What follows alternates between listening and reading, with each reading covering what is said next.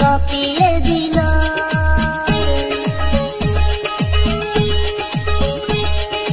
পশ্চিমবঙ্গ কলকাতায় কি অঘটন ঘটিল, সেই ঘটনায় পুরো বিশ্ব কাঁপিয়ে দিল।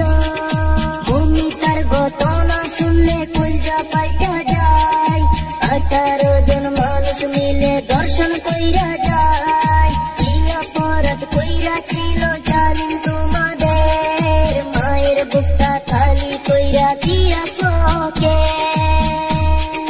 ধরতে পারলে দিবে ফাঁসি, শুনো মমিতার আসামি, তোমাদের পাপের ক্ষমা নাই।